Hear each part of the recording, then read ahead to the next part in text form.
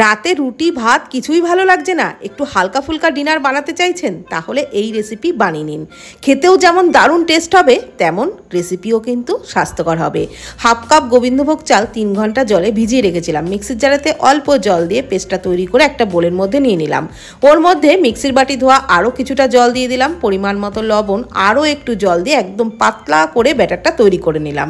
এদিকে আলু মশলা বানিয়ে নিচ্ছি। ফ্রাইং প্যানে সামান্য সাদা তেলে একটু গোটা জিরে, কালো সর্ষে ফোড়নে দিয়ে দিলাম গ্রেট করা আদা, কাঁচা লঙ্কা, কারি পাতা।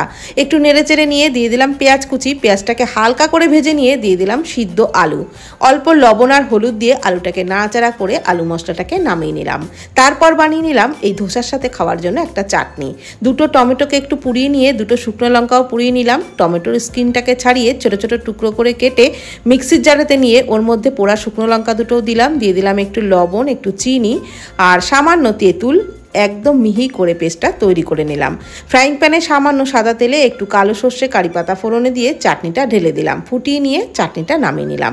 এখন ধোসাগুলো বানিয়ে নেব। তার জন্য ফ্রাইং প্যানে সামান্য একটু সাদা তেল দিয়ে টিস্যু দিয়ে মুছে নিলাম। তারপর বাটিতে করে হাফ বাটি মতন ব্যাটার এইভাবে ছড়িয়ে দিলাম। তারপর উল্টে পাল্টে ভেজে নিতে হবে। তো কম তেলে রেসিপি কিন্তু দারুণ স্বাস্থ্যকর হয় আর খেতেও দারুণ লাগে।